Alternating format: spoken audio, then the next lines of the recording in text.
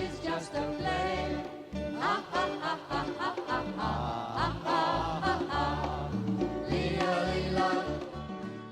Namaste, Swamiji. Namaste. Swamiji, could you tell us about your journey with Osho, how you met him and how was your life with him?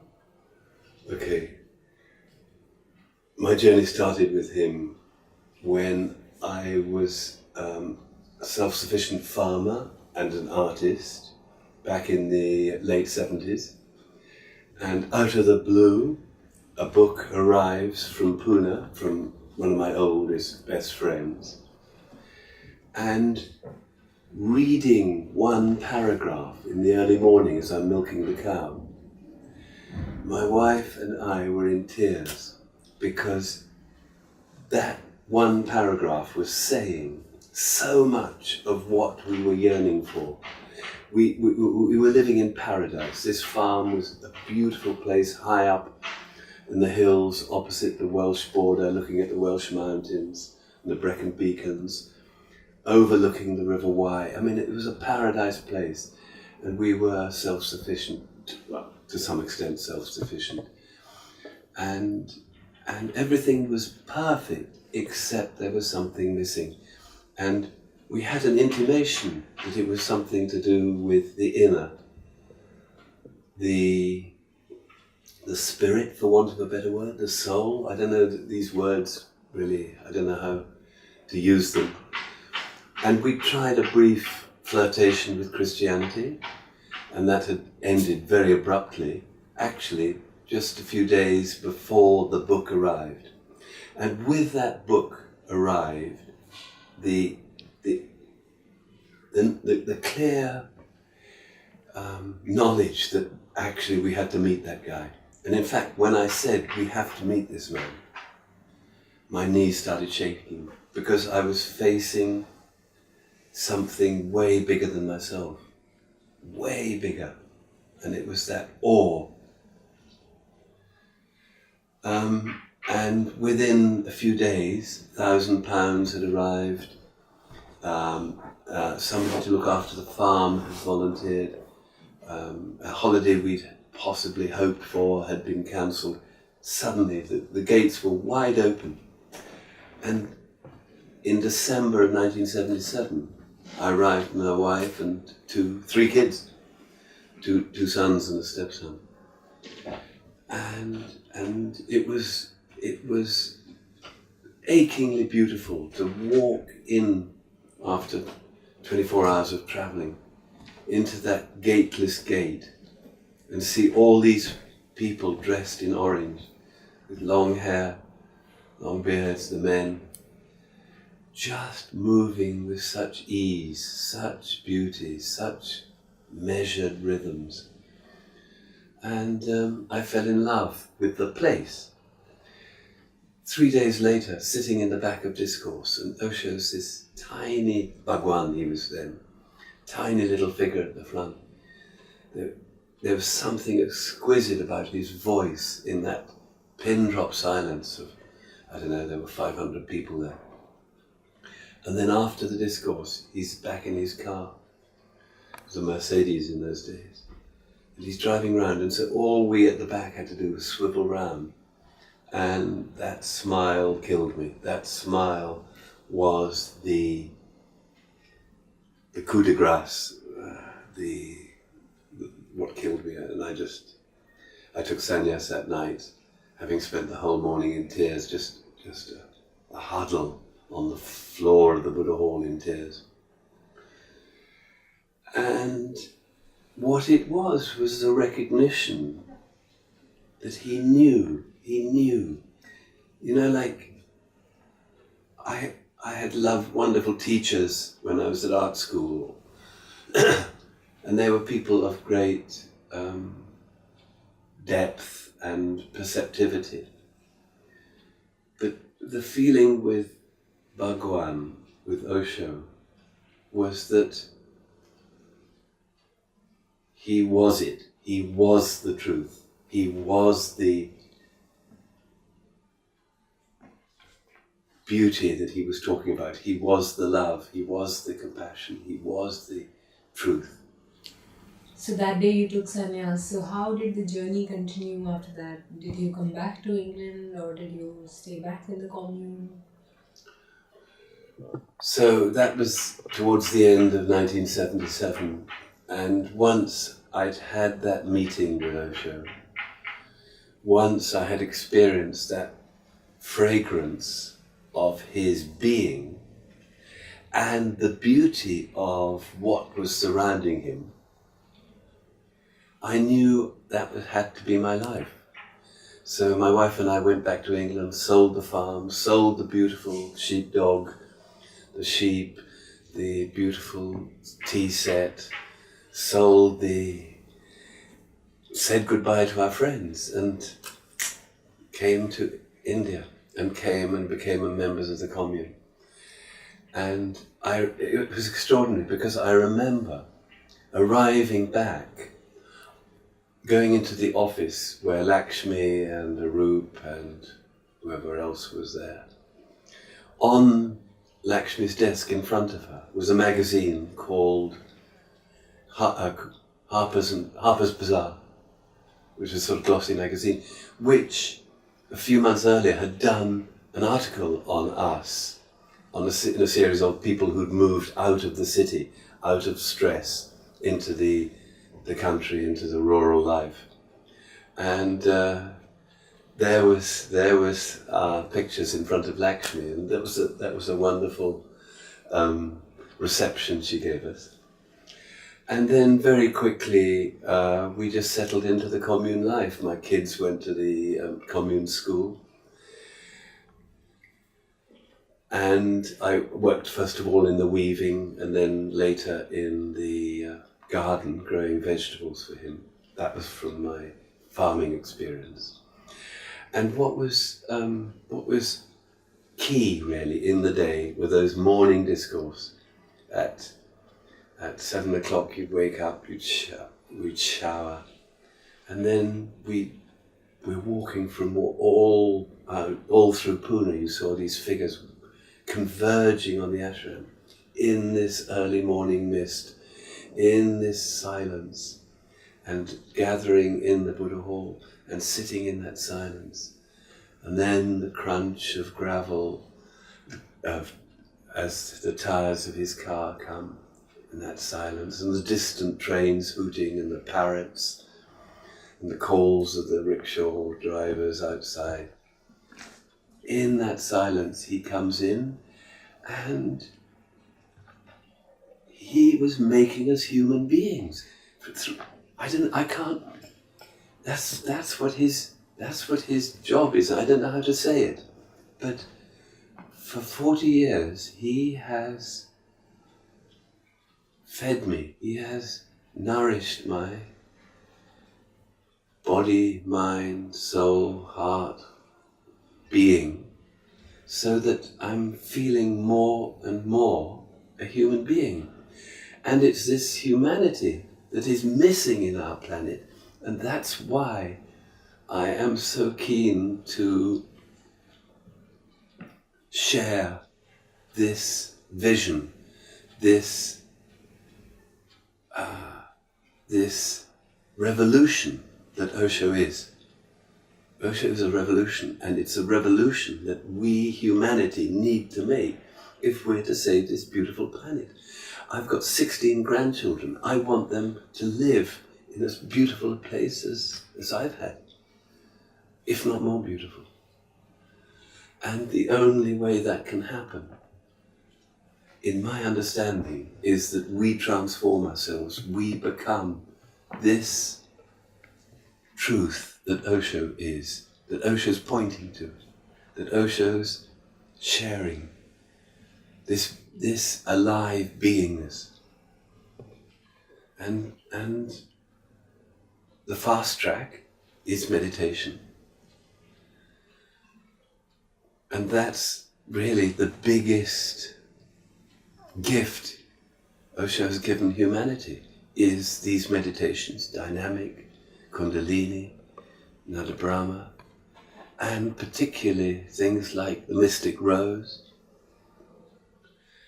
I don't know if people know what Mystic Rose is, but basically it's 3 hours a day laughing, 3 hours a day crying, for a week, 3 hours a day, and then 3 hours a day sitting silently for a week.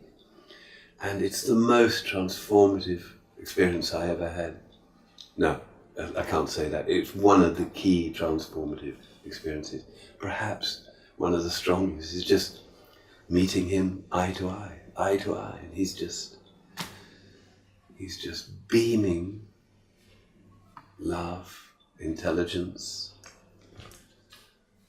I don't know, wisdom, compassion. So you say that Osho, being with Osho, transformed you. Could you say more about it? How has he changed you as a person? Do you see a huge difference between what you were before meeting Osho and what you are now after 40 years with him? Okay, yeah, it's been 40 years since I met Osho. I was just on 40 and I've just passed 80. And being with him is a process. It's not a static or abrupt change. It's a process. It's an ongoing process of transformation. And the transformation happens from the very beginning, from the very first day. You recognize that here's someone who knows, someone who is sharing, who is in his lovingness, sharing this incredible wealth. What I have come to understand is that there's, just as there's this infinity upwards, there's infinity inwards, downwards. Physicists recognize this, and it's time that psychologists recognized it. So what's been going on for me is that I was, like every normal person, I was brought up to be this, male, English, clever, not clever, beautiful, not beautiful, efficient, not efficient. I had all this sort of labeling, a suit of armor around me. And I think part of the recognition of being a painter is to break out of that armor. But the conditioning that we receive is so strong that by ourselves we can't break out of it, or it's very, very rare that one can break out of it. I mean, very rare. So a master is such a blessing, such a gift. And someone like Osho, his vitality goes on for centuries. And so it doesn't matter that you don't meet him in the body, because you just get on the train, and you're going to the destination anyway. It doesn't matter whether you get on at the beginning or the middle or near the end. So for me, the transformation has been away from this rigid or even semi-rigid or even reactionary individual. I went through all the left-wing stuff and that didn't work. I tried the religious stuff and that didn't work. Because they are all working within that suit of armor, within that conditioning. With a master, you get to actually take off this old armor. I love the phrase that he uses. The master gives you something that you already have, and he takes from you what you don't have. And he took from me what wasn't mine, that conditioning from a British middle class, upper middle class. You've now come to Netherlands in this beautiful commune called Osho Mevlana. Could you tell us about your experience of Osho Mevlana? How was it staying here? And what does it mean to be in a commune now after Osho leaving the body?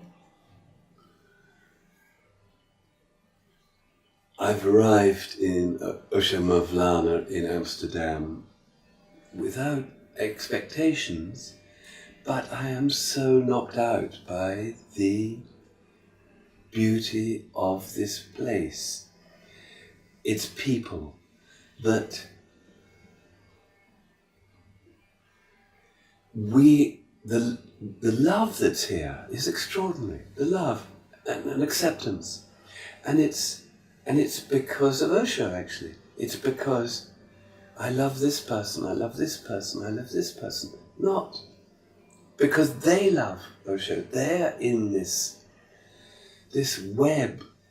Actually, we call it a Buddha field. It's a Buddha field, and love is one of the ingredients of a Buddha field. Of course, there are all these challenges, the conflict of egos. They're going to be there all the time until we're all free of ego. And that's a bit further down the line. But nevertheless, the prevailing climate is acceptance, love, and inquiry.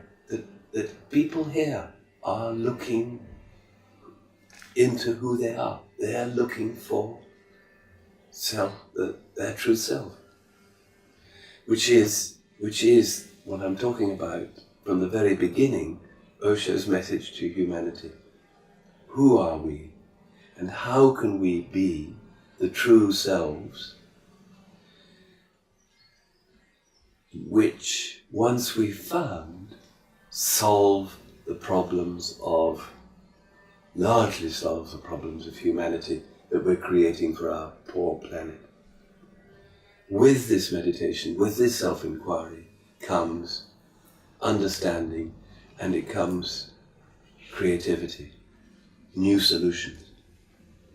We heard about your book, The Only Life. Huh. Could you tell us about the book and what the book is all about? Recently, in the last 2 or 3 years, I've been working on a book. I was invited by Swami Atul of Osho World, Osho Dham in Delhi, to write the life of Laxmi. Laxmi was this amazing, beautiful first disciple, first secretary of Osho. She was a channel. She was a flute through which the master played. She was his arms, his legs, his feet, his voice. She was an inspiration to many, many, many of us. She died 4 years after Osho left the body in 94. But it was my privilege, really, to write, to explore her life and follow the transformation of her life. And she got hit. She was, her position as Osho's secretary was usurped by Srila, the one who caused such chaos and crisis in Rajneeshpuram in Oregon, and about which that film, Wild Wild Country, has just been made, very partial because it took 0.01% of what was going on and made it a whole big drama. But some people see through that. Many, many, many people have seen the beauty of what was going on. 15,000 people building a city, living in love, in harmony, without locks, without police, without rules, with love, with creativity, with intelligence. I mean, it was an extraordinary experiment and a blueprint, actually, for any city. So Laxmi was ousted and outlawed by Srila, her successor, and went through dark valleys, really dark, really dark. She who'd been the queen was now out. She was nobody. And that took terrific trust in her master. That took terrific love and dedication. And that being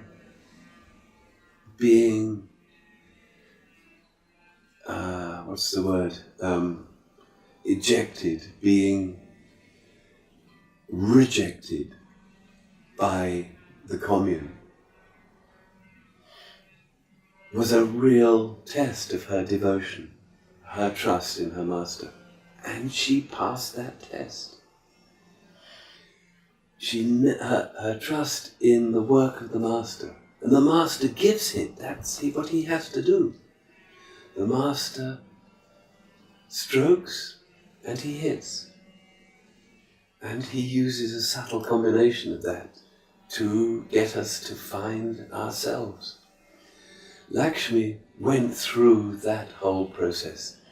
She was gold in the melting pot of Osho's crucible. And in my understanding, she came through. I can't tell exactly, but for me. So the book was published last December, just recently, and it's now available on Amazon and through the Osho World website, or there's an email address. This is the book. So thank you for this. Thank you so I much. feel very honoured.